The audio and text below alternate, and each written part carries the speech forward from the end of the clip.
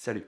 Mais aujourd'hui ça va être une vidéo plutôt courte parce que je vais parler de Drizzt l'Elfe Noir qui fait partie de la saga justement de Drizzt l'Elfe Noir. Alors chose rare dans la fantasy, c'est une saga qui comporte plus de 30 tomes et c'est encore en train de paraître actuellement.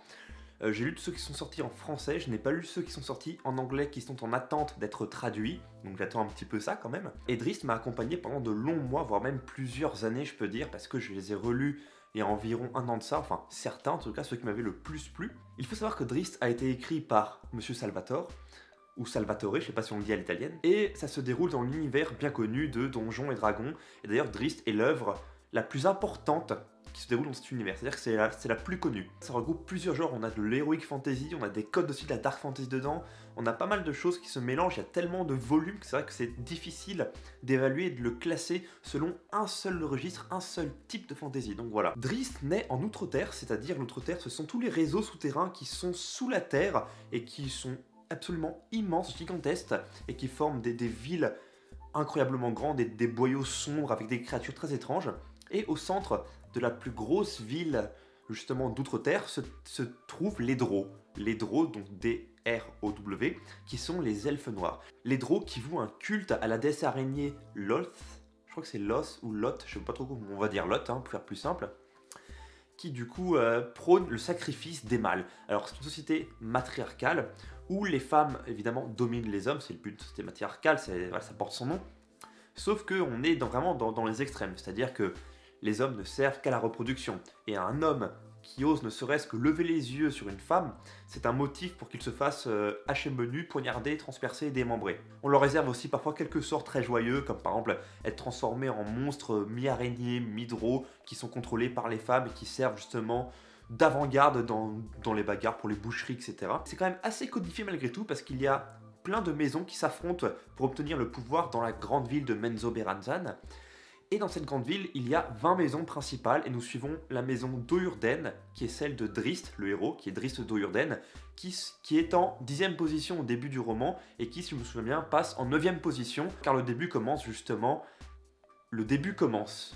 C'est pas mal ça. On tient un truc là. Au début de l'histoire, on a donc la famille d'Oyurden qui lance un assaut contre une autre famille un peu moins puissante et qu'ils exécutent, et du coup ils prennent leur place dans l'échiquier justement politique des maisons. Et à cette occasion, un grand frère de Drizzt tue un autre grand frère de Drizzt pour prendre sa place, oui, parce qu'il y a évidemment des guerres intestines entre les mâles qui se tuent entre eux pour avoir les meilleures grâces et puis surtout pour être mieux considérés de la part des femmes autour d'eux, en sachant que vraiment ils ont tout intérêt à garder profil bas quand même, tout le temps. Ils ont vraiment pas intérêt à moufter. Chaque maison est dirigée par une matrone qui a la main mise sur l'ensemble des territoires et des troupes associées au nom de sa maisonnée. Et on remarque très vite qu'à peu près tous les Draux sont mus par un instinct guerrier, féroce, violent, sauvage, voire même sadique. Ils prennent plaisir à torturer les autres peuples, à se torturer entre eux aussi quand ils n'aiment pas une personne.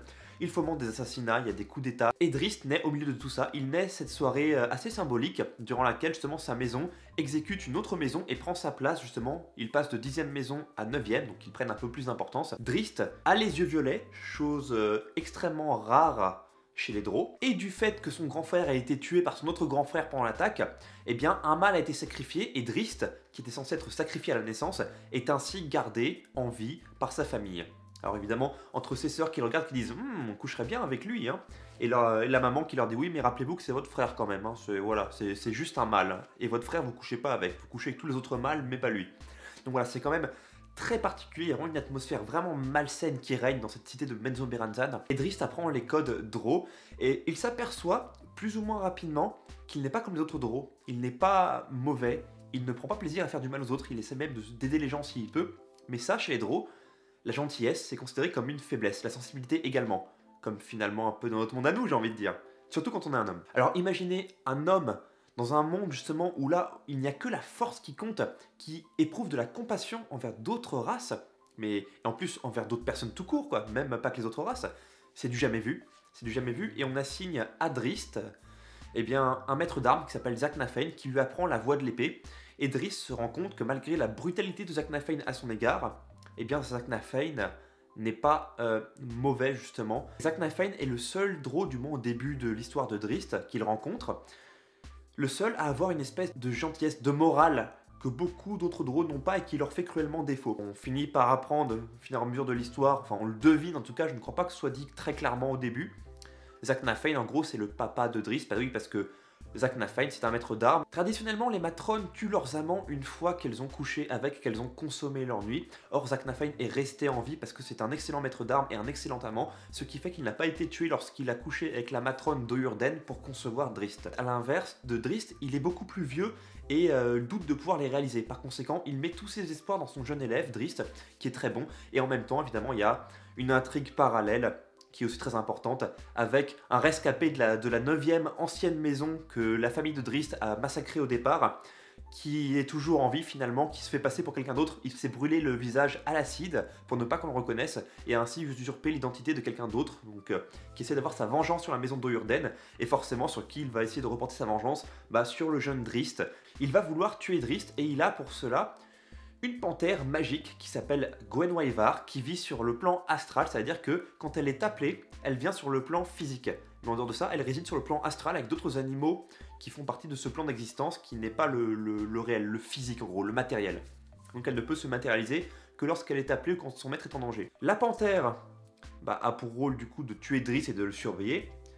La panthère, ceci dit, n'est pas mauvaise, parce que c'est un animal plus ou moins tranquille, et il se trouve que son maître, justement, est mauvais avec elle, il la bat, il la frappe, et voilà, il veut en gros exercer son pouvoir sur elle via la terreur, de la même façon que les matrones exercent leur pouvoir sur les mâles drôles via la terreur, via la violence, via la menace. Sauf que Drizzt est le seul personnage qui éprouve de la compassion et même de l'amitié, voire de l'amour pour cette panthère, amour qu'il va développer tout au long de l'histoire des 30 tomes, avec certains passages très cruciaux où la panthère fait clairement partie intégrante de l'intrigue comme élément moteur. Donc j'adore le personnage de Gwenhwyvar, il est excellent, il est indéfectible. Quoi qu'il arrive, Gwenhwyvar aime réellement Drizzt et tous ses amis au fur et à mesure de l'histoire.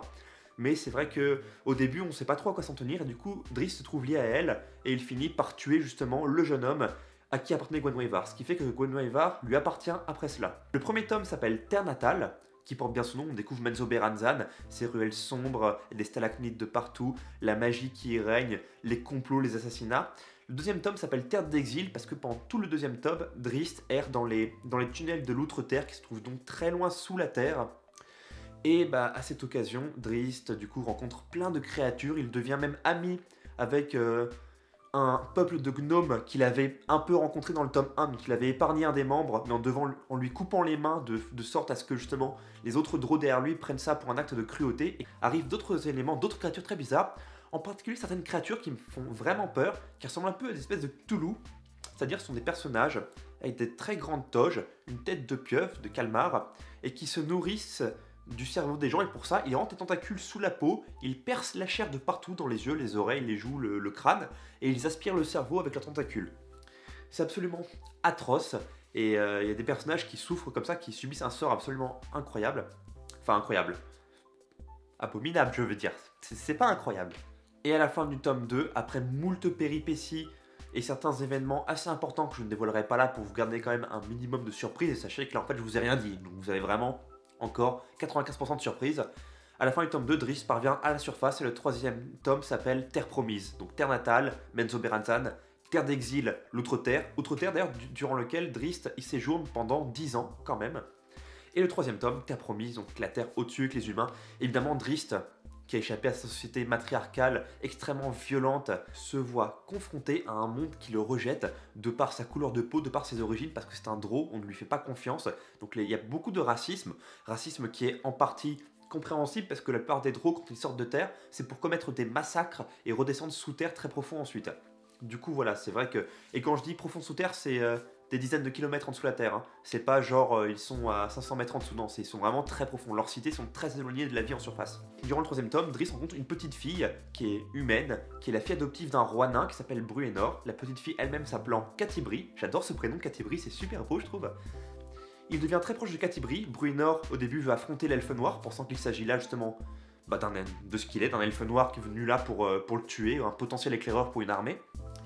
Et il se rend compte finalement que Drizzt n'est pas ce qu'il est au fur et à mesure de l'histoire. Et à la fin du troisième tome, Drizzt est devenu ami avec Bruenor, ami avec Catti-Brie et avec le jeune barbare Wulfgar qui a essayé d'envahir les terres de Bruenor et qui a été chassé et pris avec lui. Au début du quatrième tome, après donc la première trilogie qui est du coup la présentation de Drizzt et du monde, on passe vraiment à autre chose, vraiment à l'histoire, aux intrigues avec les personnages.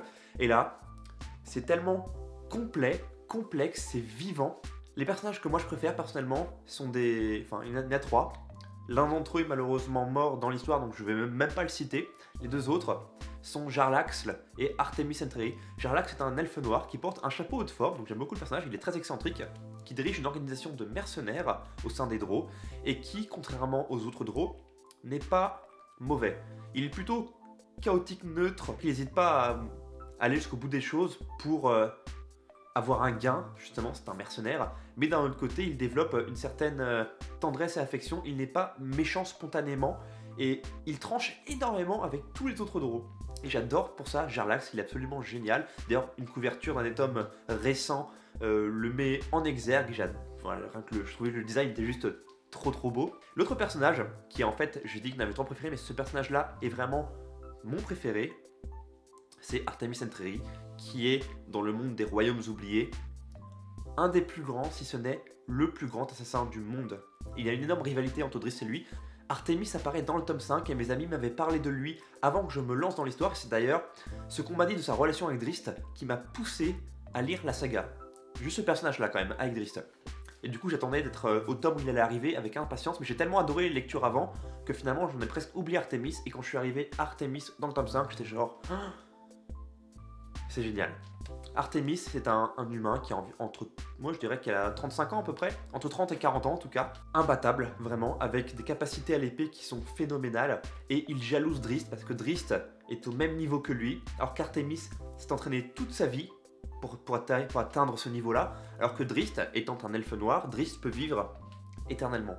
Il ne peut pas mourir, alors qu'Artemis est déjà à la moitié de sa vie en tant qu'humain, si ce n'est plus que la moitié.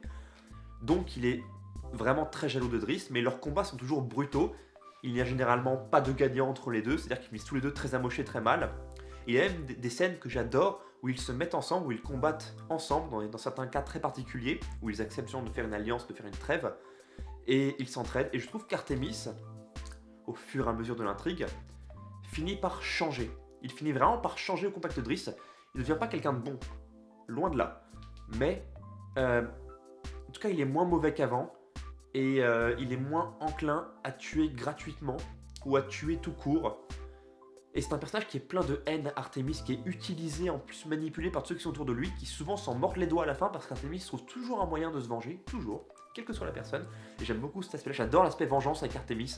Et Artemis, dans toute l'histoire de Drizzt, c'est vraiment le némésis de Drizzt. Il y a même des tomes entre les deux qui sont des hors-série ou... Enfin, hors-série, façon de parler quoi, où on suit Jarlaxle et Artemis qui sont ensemble et qui repassent dans des endroits déjà vus par Drizzt où il y a des... où justement, en gros ils affrontent un peu les conséquences laissées par Drizzt, à savoir un dragon aveugle rendu fou justement.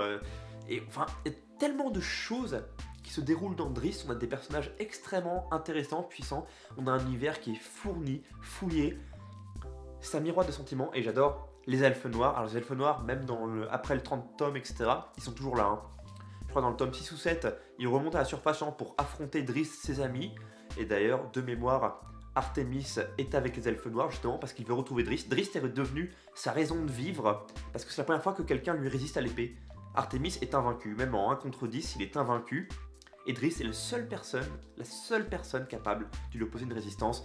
Et il en vient, certes, à le jalouser, mais aussi à l'admirer. Et il y a un véritable respect qui s'instaure entre les deux. Drizzt a également un respect très profond pour Artemis au fur et à mesure de l'histoire. Au début, il le hait parce que c'est un assassin et il capture ses amis, donc forcément, il s'aime pas trop. Mais bon. Et leur relation est extrêmement ambiguë et j'adore leur relation. Pour moi, c'est la plus belle, enfin, la mieux tournée de l'histoire. Jarlaxle, Artemis, Drizzt, Bruenor, Catti-brie, Wulfgar et Régis, qui apparaît du coup aussi dans le tome 4. Tous ces personnages-là se rencontrent, se croisent entre les manigances des Draux qui essaient de venir à la surface, les orques qui se rebellent, donc un des orques est touché par une divinité qui devient extrêmement fort et puissant et très intelligent, qui parvient à mener son peuple sur le devant de la scène. Il y a plein de choses, c'est trop vaste en fait, pour que je puisse vraiment aller autant dans le détail. Chaque tome en fait mériterait que j'en parle pendant 20 minutes et c'est pas possible. Parce que là vous voyez ça fait déjà plusieurs minutes que je parle et je peux pas être autant dedans quoi. C'est une saga qui m'a vraiment prise aux tripes, sincèrement. Elle est absolument géniale. Je crois en fait non, j'ai rarement eu autant d'engouement pour une saga aussi longue. Je vous conseille vivement de regarder Drizzt, l'elfe noir, ou au moins lancez-vous sur la première trilogie de cette saga, qui est la saga justement Terre natale, Terre d'exil et Terre promise. Regardez là. Je pense que vous serez quand même happé. Alors, ça peut paraître assez lisse sous certains aspects, c'est-à-dire que c'est moins sombre que ce que le synopsis peut, ou du moins ce que la quatrième de couverture peut laisser supposer. Et pourtant, plus on avance dans l'histoire de Drizzt, plus ça devient sombre. Je suis impatient d'avoir votre avis dessus, mais en tout cas j'ai adoré. Drizzt, je crois, a commencé à sortir au début des années 90 ou fin 80, je n'ai plus la date exacte en tête. Il y a eu plusieurs éditions, certaines couvertures font clairement très vieilles. On voit que le grain est un peu vieux et le style de l'image s'en fait un peu vieillot.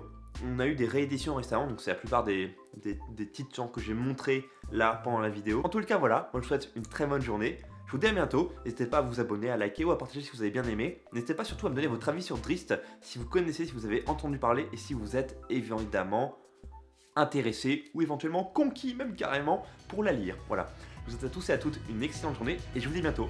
Salut!